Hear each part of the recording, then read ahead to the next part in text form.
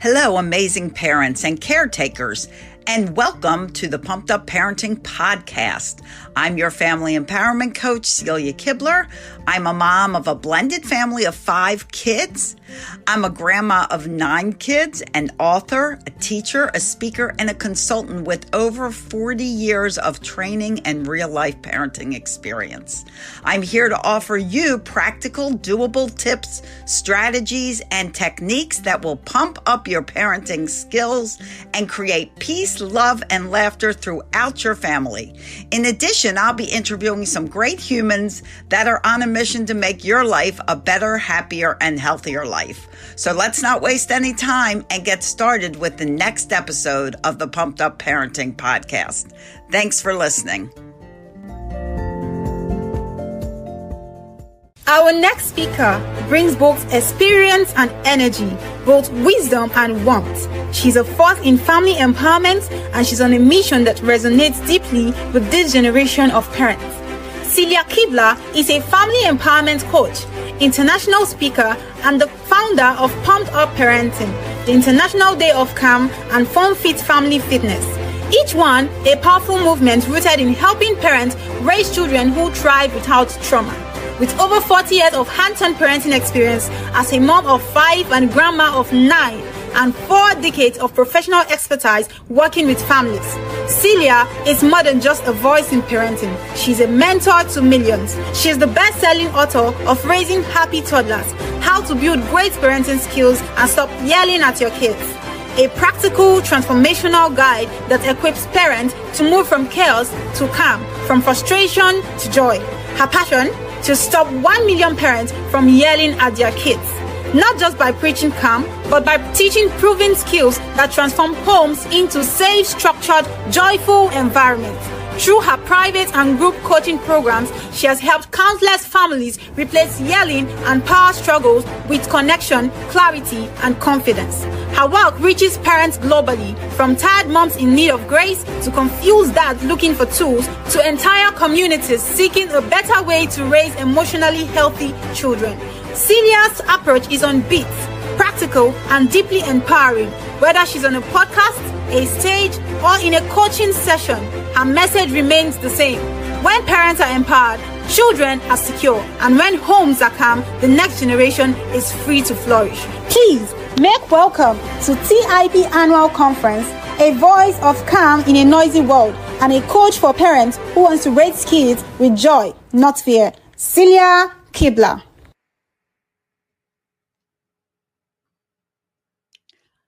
Hi, everyone. I hope you can hear me. How is everyone? I'm so excited to be here with you another year and just to see this incredible conference grow to what it's becoming.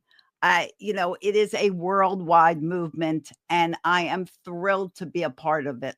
So thrilled to be with you guys. Super excited. We're talking about influence, which is a pretty important thing, I hope you know. And when we talk about influence, I want you to think for a minute, who is influencing your children? Because someone is, whether it's you, whether it's their friends, whether it's the internet, Google, whoever, someone is influencing your children. And before we get started on establishing influence in your home, I want to thank my dear friend Wendy for sponsoring this conference and inviting me and everyone that's been working so hard at this, and especially to all of you who have decided to parent with intention, who have decided to make a difference in your children's lives. A lot of people just parent by the seat of their pants. They just do whatever they do without thought. But you all have decided to make a difference. And when you make a difference, you make a difference all around the world. One person absolutely makes a difference because what you do affects 7 generations moving forward. So super excited to be here. Thank you for that incredible introduction. Way more than I was overwhelmed. And let's get started, because I know you guys are here and ready to learn. Get a paper, get some pens, get notes. Let's do this. So let's talk about influence. Let's talk about how you establish influence in your home. And the first thing I want to do is I want to actually read the definition of influence. Influence is the capacity or power of persons or things to be compelling, to be a compelling force on or to produce effects on the actions, behaviors, and opinions of others. So, who do you want that to be? Do you want that to be you or someone else, like we opened up with? Okay. So, think about that. Who do you want to influence your children? Put it in the comments because I'm hoping you all have a similar answer. Because what we're talking about today is helping you be the key influence because you're the influencer that begins their life. You know, I heard a lot of other speakers talk about your community and your family being your first community. It is.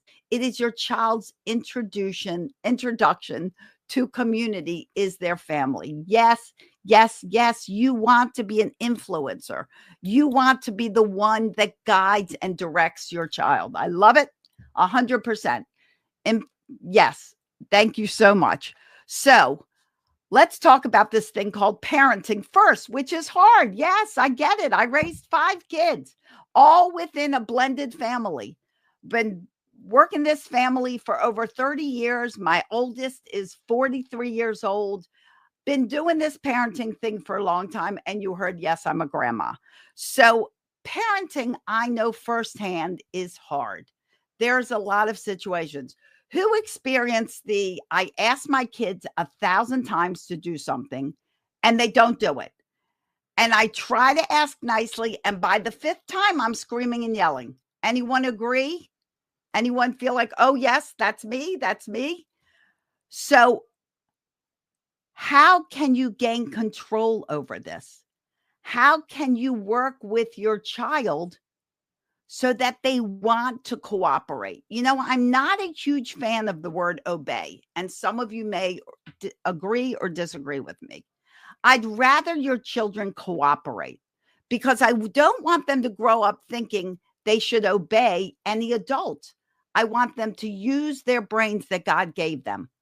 We were all given great brains so that we can become intelligent and think for ourselves. I want that for your children. So I want you to create an environment in your home where cooperation rules. Your children want to cooperate.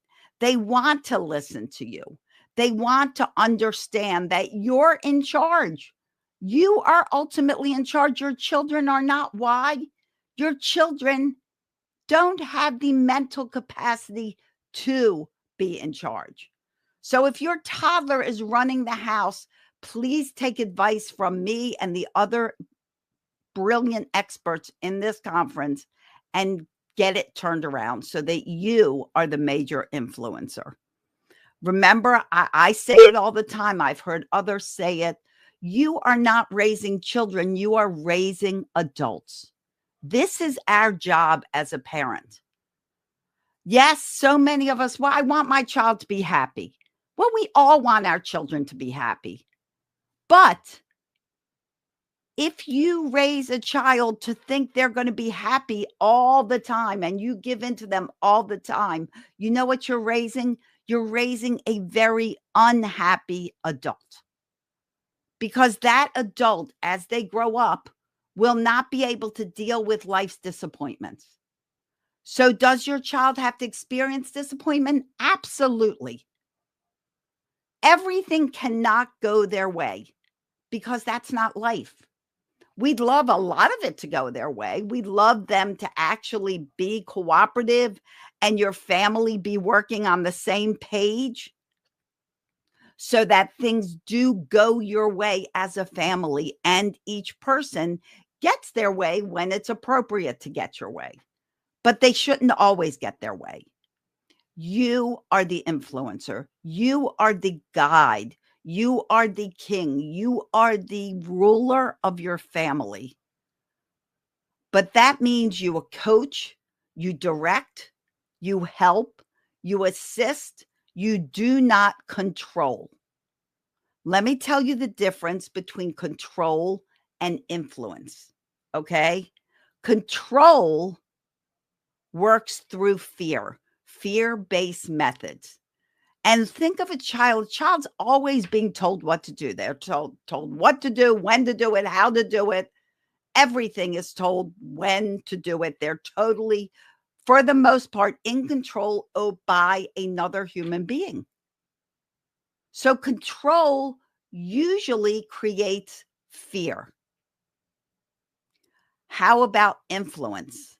Influence is created through respect, trust, and calm. Why calm? Because screaming and yelling and hitting a child or another human being is not calm, nor is it ever respectful.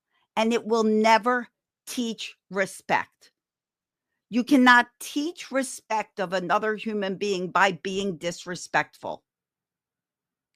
So trying to control your child is not going to gain you results. Influencing your child, directing your child, working with your child will get you the results you need. Cheers. I hope you guys have some water. I have to take a sip. If you follow me, you know I'm always drinking water. Okay, so let's clear that up right there. We are not controlling children. We are influencing children. Everybody understand that difference, I hope. Okay, so in the comments, would you guys please let me know who influenced you? Who was a major influencer in your life? And I imagine a lot of you will say Wendy because she's amazing. Yes or yes? Yes. But who influenced you? And why did they influence you? And I should say, who influenced you in a positive way? Your parents, your mother.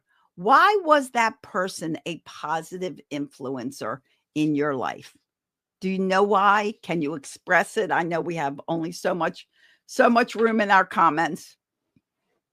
But why did your mom influence you? I see a lot of you are putting mom over father. Interesting.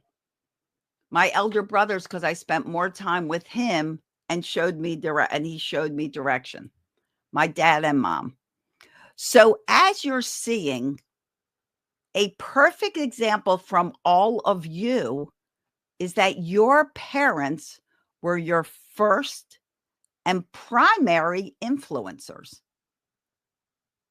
So think about that as to how you want your child to see you. Do they want to see you as someone who is working against them? Or do you want them to see you as someone that has their best interest in mind and is working with them? Think about that. How do you want your child to see you? What kind of parent do you want to be? Hey, Keith, who's up next talking. Who do you want your child to be? We're going to get to that. You can put on the back burner. What kind of parent do you want to be? Do you want to be a parent that your child is afraid of? Do you honestly want your child to be afraid of you? Because if that is how you felt as a child, and you're thinking, how do I get my children to grow up and talk to me? If they grow up afraid of you, they will not come to you. They will not talk to you about the difficult challenges they have in life if they are afraid of you. And if you are being aggressive to your children, yelling at your children, hitting your children, you are not creating connection. And why have we come to connection? Because there is no influence without connection. You cannot be influenced by a person if you do not feel connected to that person. And if you are being an aggressive parent, if your way of parenting and communicating to your child is by yelling and screaming and hitting, you are eliminating the connection that is gold for your influence and for your future influence of your children. If your children become teenagers and they're being influenced by people that you don't want them to be influenced by, you want them to know that they can always come to you without judgment, without criticism. Who are the best communicators in the world? The best listeners. You have to be willing to listen.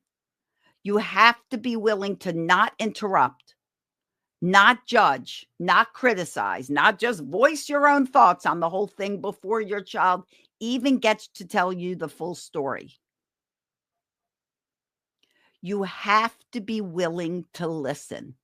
The best listeners are the best communicators. What's next in communicating? Asking questions. Questions are the gateway to conversation. Ask questions. Don't assume. Do not just make assumptions. None of us read minds. None of us are mind readers. This is important for you and your children. This is important for you and your spouse. Do not assume. If you want them to do something, ask them. Do not test them. And do not assume they know what you want. How many of you in your relationships go, well, they should know? They should know. Why should they know if you haven't expressed it? And I don't even care if you've expressed it before. Why should they know? Connect with your child and tell them what you want. Speak clearly. Okay, so we're going to get to the 4 key pillars of influence, but I want to talk about one more thing too. And that is your expectations of your child. Your expectations, whether good or not so good, once voiced to your child will live up to.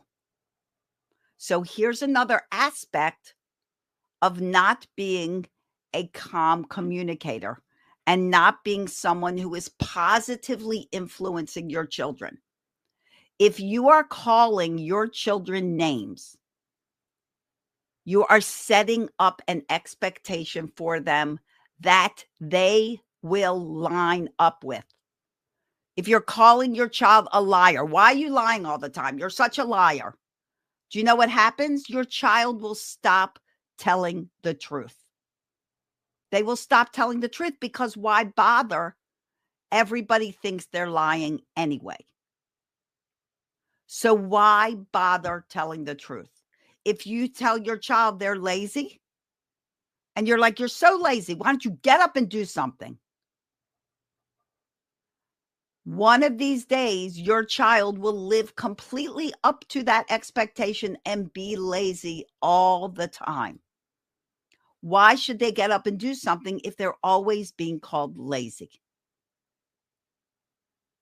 So when you set up expectations, when you call your children names and they are negative, you're setting up your expectation for that child for the future.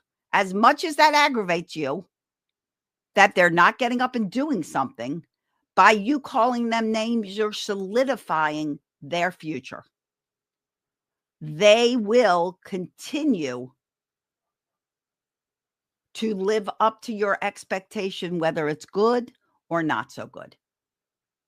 I don't even like to say bad because I don't like to use the word bad because nobody's bad. Just sometimes we make not so great choices. Okay. So expectations that they can live up to that are positive. When you are working with them, tell them what a good hard worker they are because we want them to always do their best. We always want them to strive to be the best person they can be. So compliment them on how well they're doing. When they pitch in and they help you make dinner or they help you fold clothes, compliment them and say, "What a great helper you are." Be the person that compliments them and that gives them positive expectations to live up to. You want them to influence it. You want to influence them in a positive direction. You want them to feel successful. You want them to feel that they can achieve everything.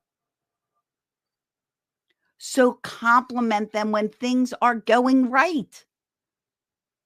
Don't just point out the negative. Why do kids grow up thinking that everything they do is wrong? Because that's all we notice. We as human beings tend to notice the negative. If your kids have been playing nice together for 20 minutes and then all of a sudden they're fighting, what happens? Did you give them any attention while they're playing nice? No, most parents will go in and yell at them about fighting. Yet for 20 minutes, they played nicely together and you said nothing. Start noticing what they're doing right and let them know you noticed. Let them know you notice. Don't just go, "Oh, yeah, they did well today." I often will have a conversation with my client that will start out with, "Tell me what your kids did well today." And they'll go, "I can't think of anything. I can't think of a thing." And I'll say, "Well, did they get up on time?" "Yes." "Did they get ready for school on time?" "Yes." "Did they eat their breakfast?" "Yes." "Did they brush their teeth?" "Yes."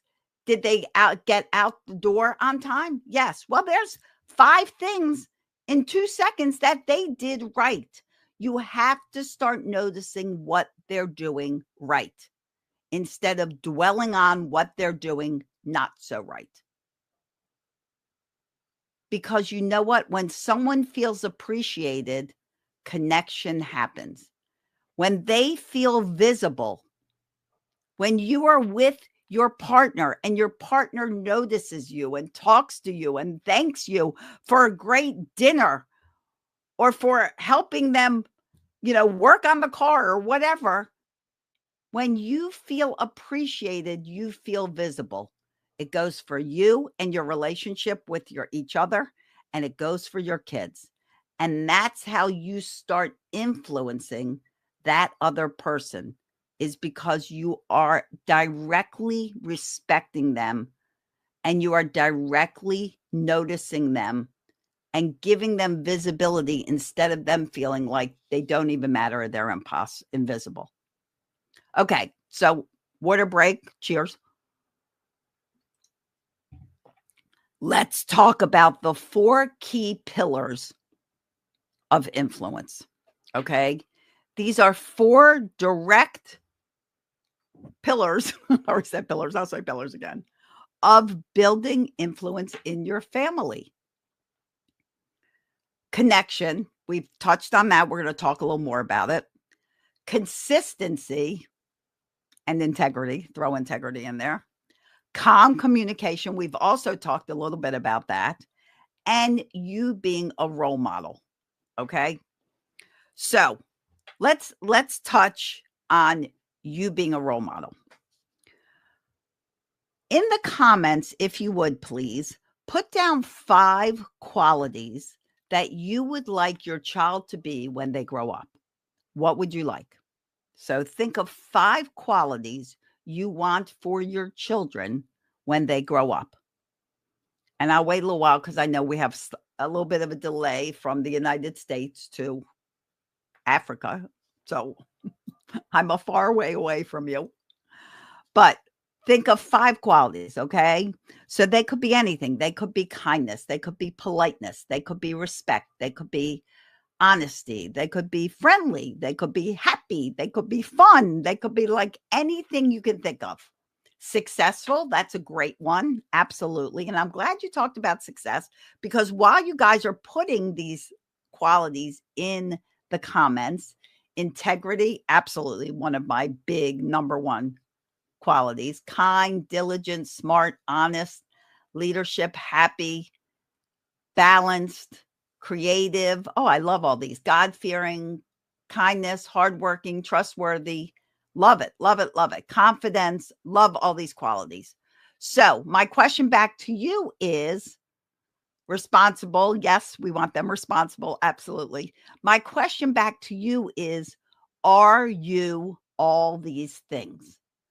The things that you are putting in the comments, are you describing yourself?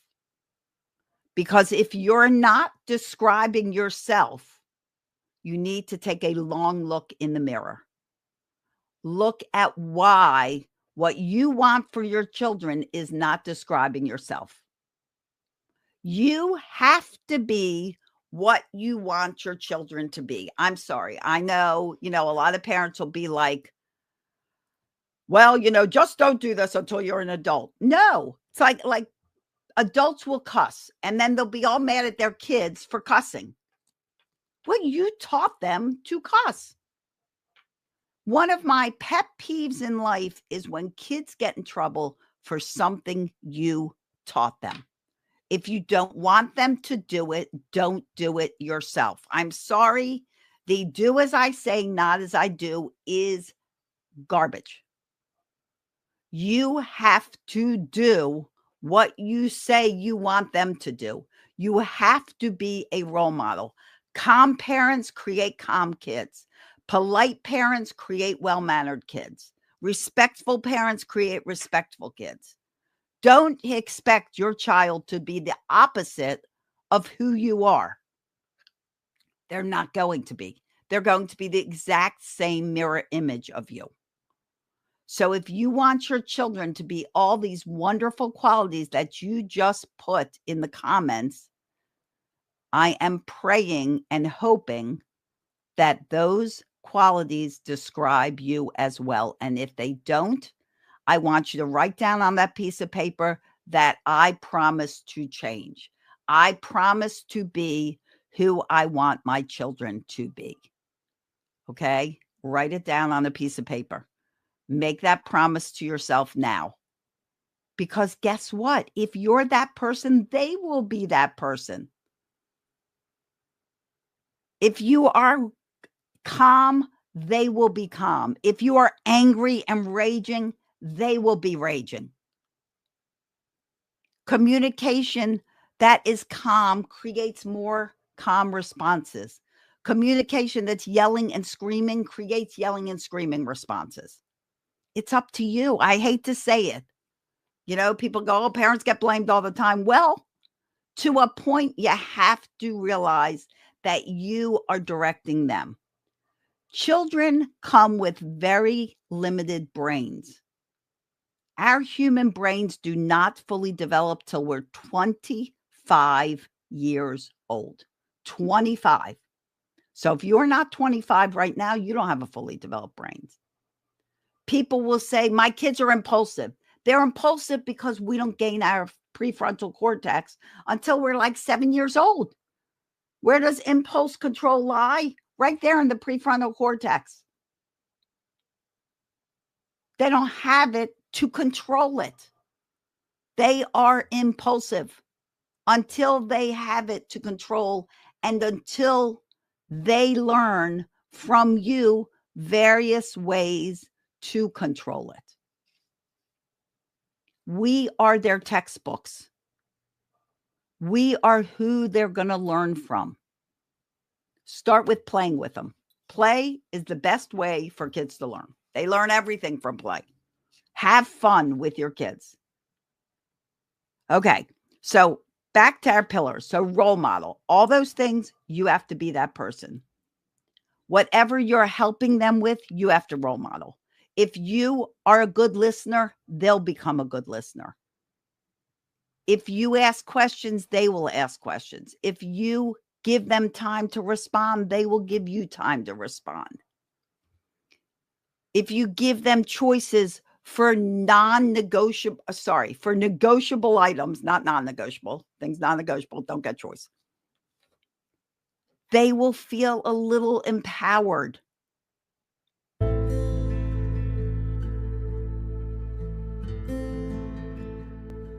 As parents, we all have those moments.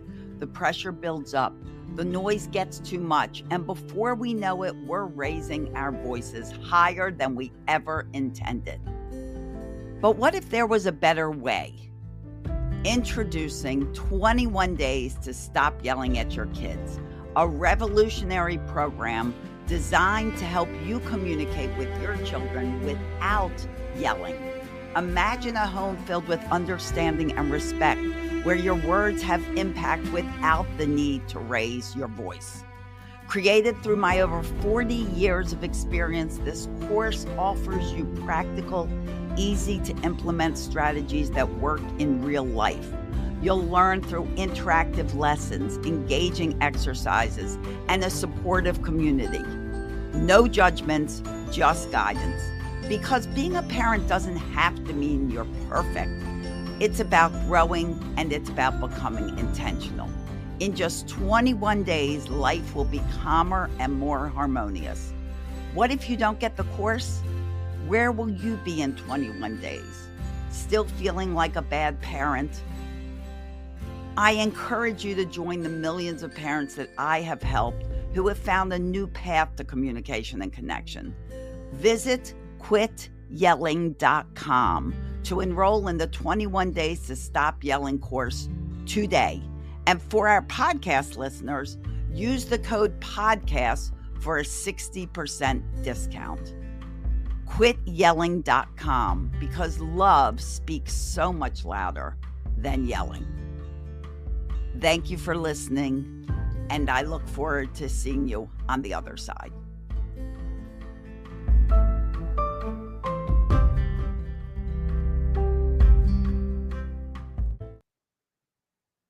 Give them choices when things are negotiable. Instead of just saying, you have to stop this now and come to dinner, say, hey, do you want 3 or 5 more minutes to play? And then it's dinner time. Let them choose. Yes, polite parents create polite children. If you're not using your manners, they won't either.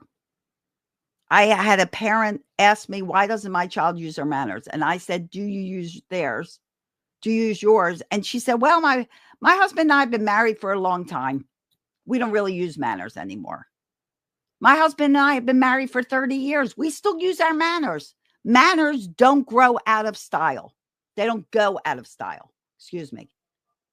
So I told that parent, well, if you sometimes use yours, your child will sometimes use theirs.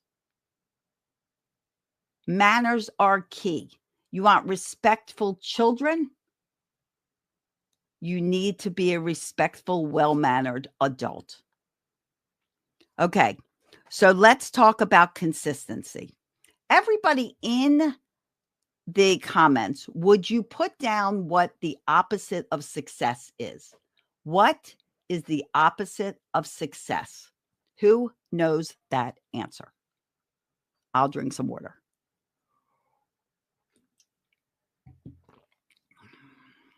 Who knows what the failure? Failure.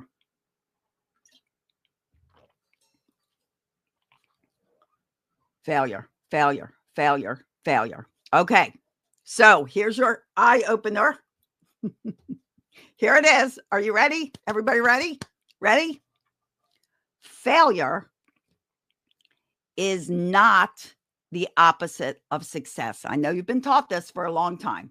You're about to learn something new. Failure is not the opposite of success. Failure and mistakes are part of success. They're two key ingredients of success. There is no success without failure and mistakes.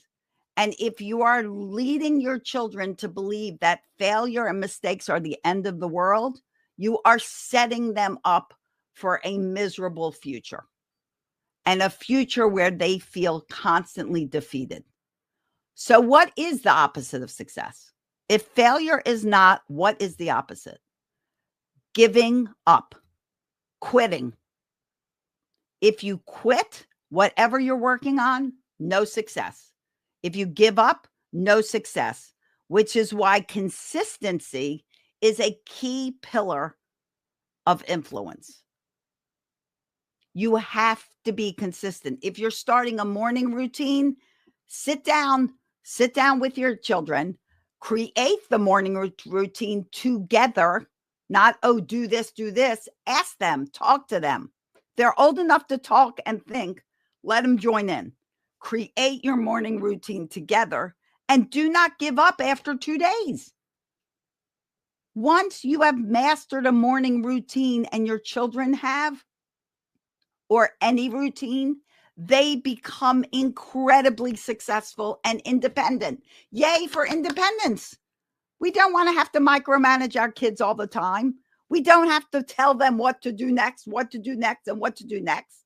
We want them to know what comes next. That comes through routine and mastering routine. And if you let it keep being worked on day after day after day, your children will master it. You will be so proud of them. They will be so proud of themselves because now you don't have to micromanage them. Win-win for everybody. Do not quit. Do not give up. Yes, helicopter parenting. Exactly. Helicopter parents do it their whole lives. Consistency. Be consistent. All of these tips that you're learning through these 7 days of this conference, these pieces of advice that you're thinking of and going, oh, I should do that. I should do that. I should do that. Write it down. Implement it. Do not give up. Do not give up. Keep working on it. Sometimes you may have to replan. So this is something your children need to know. If they make a mistake, if something doesn't work out, not the end of the world, actually a gift. Why is it a gift? Because you get an opportunity to look at what you've been doing, replan, and start again. Here's my acronym for all of you for yelling, screaming, and making mistakes. Peppa. You know that pig? It's not the pig. So it's P-E-P-A. Take the extra P in Peppa Pig and throw that away. It's not about a pig. First P is plan. No, wrong. That's not the first P. The first P is pause. Pause. Stop. Take a step back. Pause. The E in Peppa is evaluate. The second P in Peppa is plan. And the last A is act. Pause, evaluate, plan, act. It's a little acronym I made up that works for almost everything. It will keep you from yelling. Instead of yelling and getting upset, think Peppa. Once you've thought Peppa, you've paused. If your kids make a mistake, tell them, okay, so it's just a mistake. Let's pause. Let's see what happened. Let's see if there's a better path we can take to get the outcome we wanted. If they didn't do so well, thanks, Lovelyn. Thank you for writing that down. If they didn't do so great on a test, instead of blowing up at them and getting mad and making them feel like they're the worst human on the planet, say, okay, so you didn't do as great as you wanted to. Let's look at this. Let's pause. Let's look at how did you study for this exam? How can I help you study for the next one? Let's figure out a plan and let's do that. It applies to anger, rage, disappointment, mistakes, fail. There's not much it doesn't apply to. So remember it. And if you remember it, it will create many more days of success for all of you. Okay. So consistency. Oh my gosh. I think I'm running out of time. All right. Let's talk about connection for a minute. Okay. Connection. As I said before, no influence without connection. Okay. No influence without connection.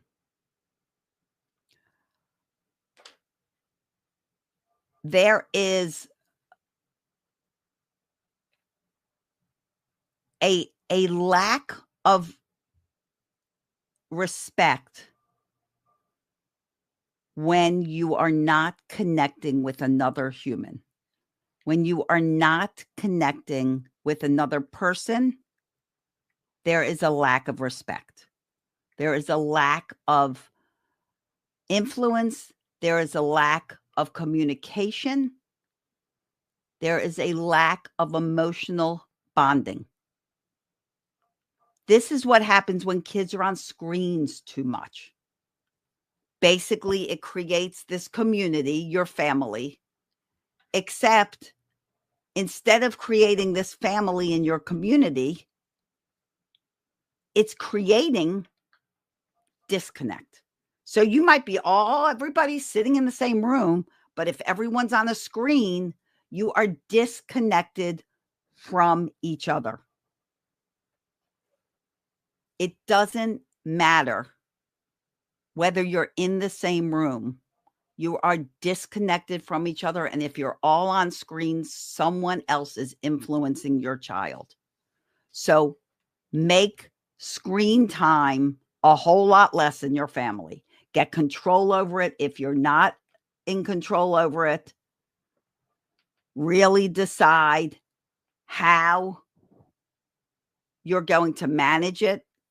Reach out for me, reach out to Wendy, get help, because those screens can destroy all of this. All right. And it's destroying their brain as they go. Because a little side note, screens build the critical thinking of their brains.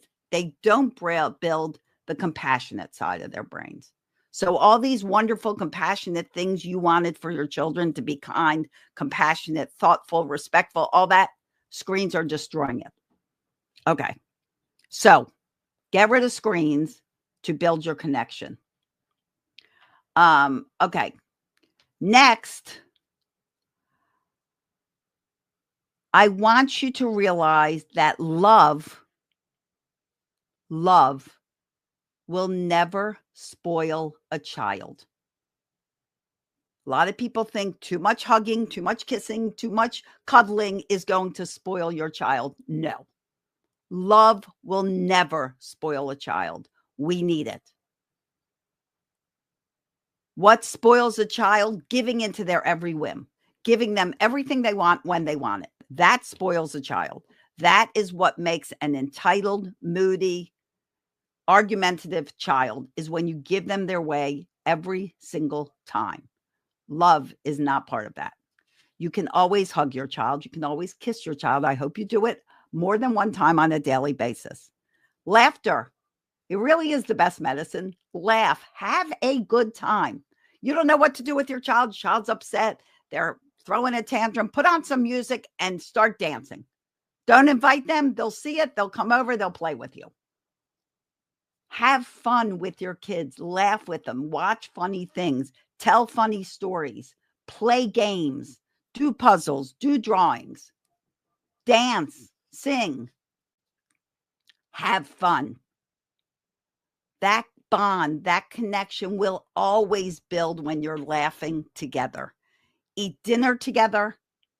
Spend one-on-one time with each of your children, if you have more than one children. Have family meetings together. Spend 15 to 20 minutes a week having a meeting with each other and connecting and getting on the same page. Understanding what the weekly schedule is, so everybody knows what's going on. No one's like running around, doesn't know what the next thing is. Everyone knows what that schedule is. And you and your partner are also on equal footing. You're on the same page. Super important. And include them.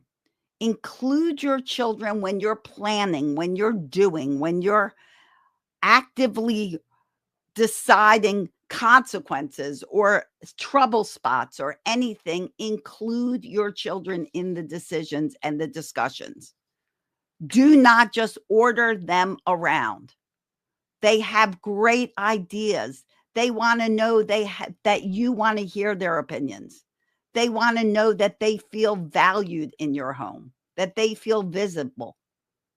They want to know this. And guys, think of questions while I'm talking, because when I stop talking, I'll answer a few questions. They want to know that they are important and part of that family unit.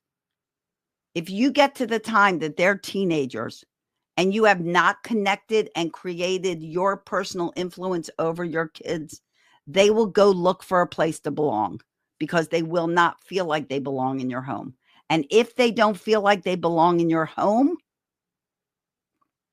they're going to find somewhere to belong, and it's not going to be good.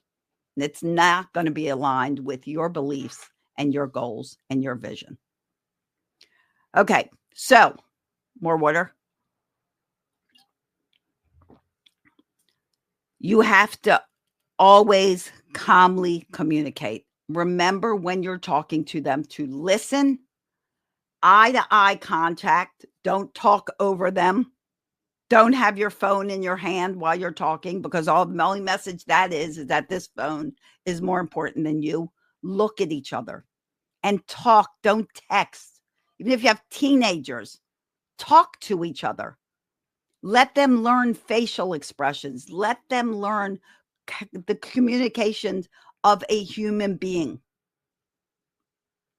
When you text, it can be read in any way you want.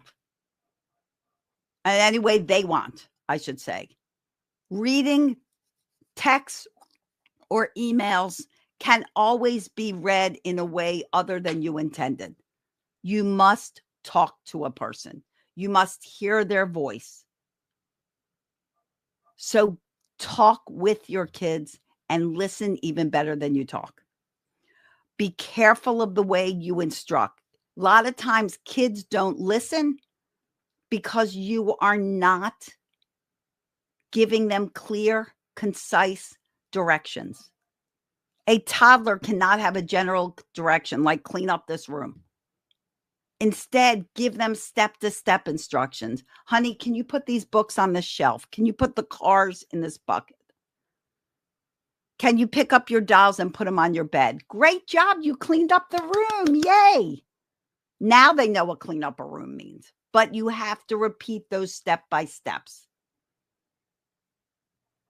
And don't forget, if you are screaming, raging, or hitting your child, you are throwing a tantrum.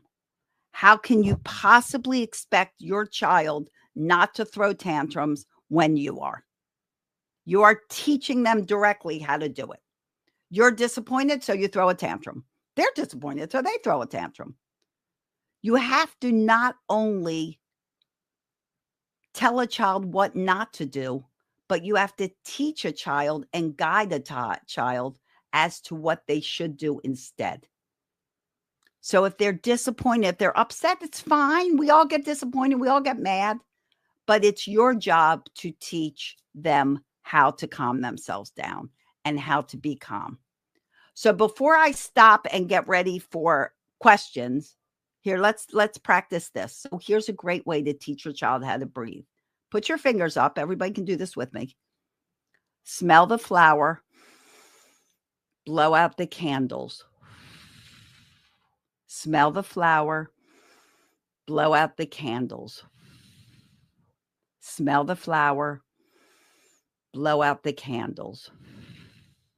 Guys, you should already be calmer just doing that 3 times, and you can influence your child to be calmer, to learn how to have emotional regulation and intelligence by teaching them ways to get control over their own emotions. We're not born with it.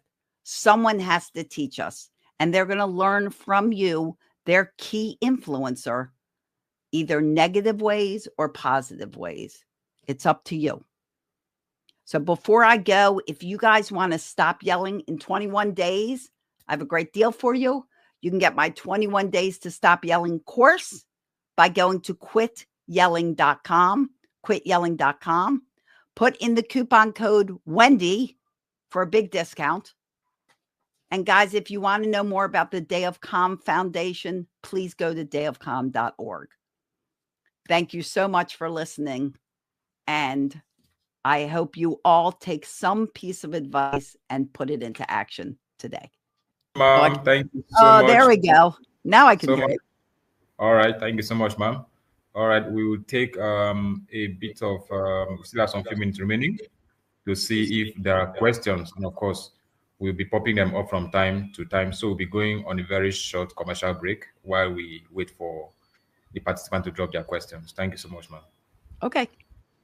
All right, Can you there's a hear me? question on the screen. Please may wish to attend to that, ma'am.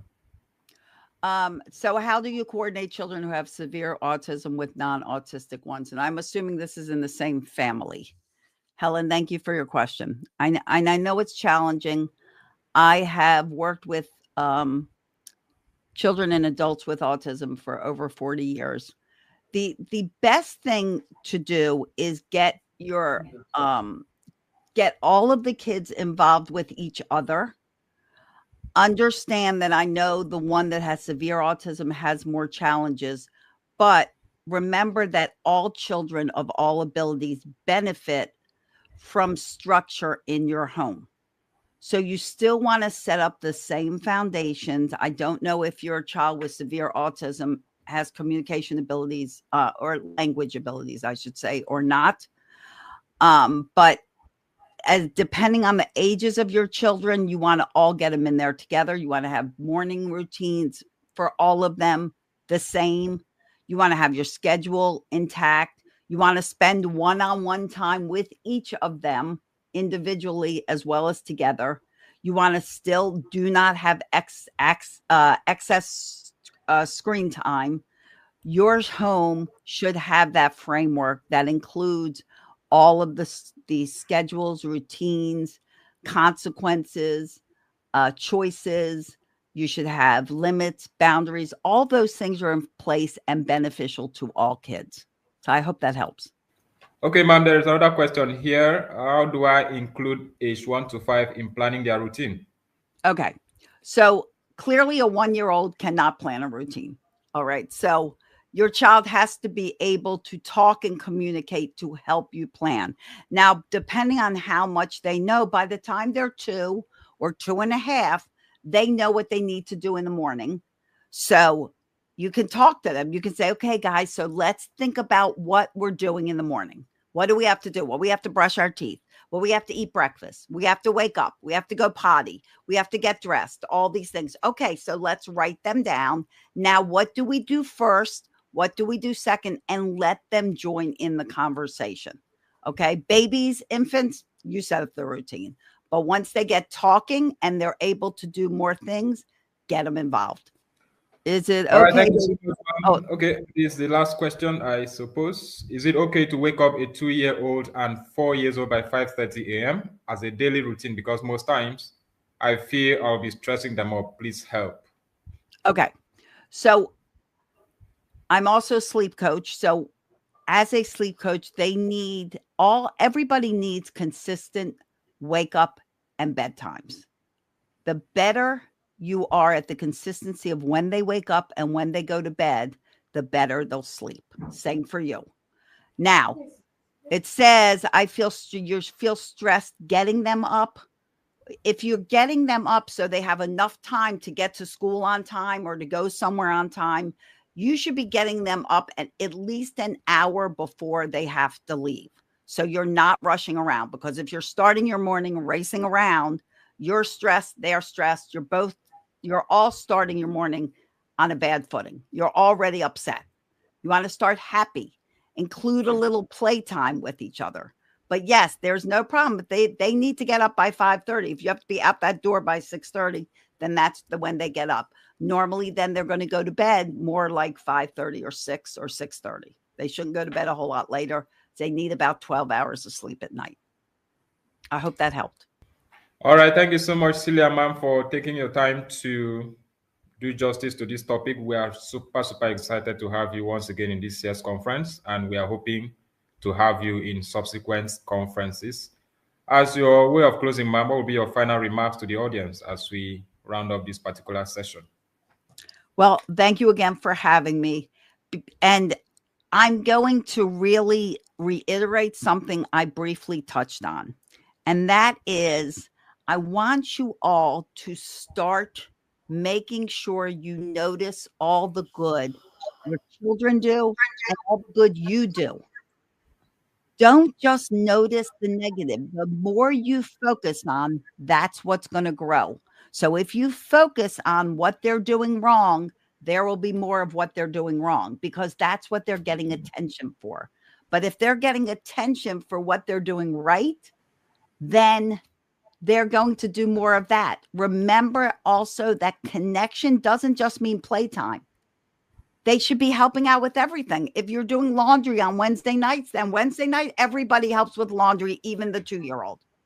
If you're cooking meals, you're all cooking meals. Connection is household responsibilities and fun as well. Should be all part of the picture.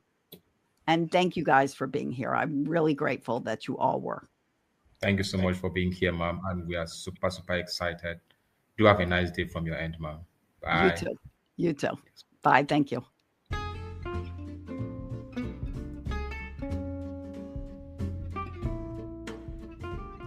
Thank you for listening to the Pumped Up Parenting Podcast. If this episode was helpful to you, please share it with a friend and leave us a review that will help others. Wonder why kids don't come with a manual? Well, wonder no more, because I wrote you one, and it's just won a wonderful Mom's Choice Award. Go to celiasbooks.com and buy your copy of Raising Happy Toddlers, as well as my children's books. I appreciate you being part of my mission to help 10 million parents stop yelling at their kids. Please be intentional and hug on those kids of yours. See you at the next episode.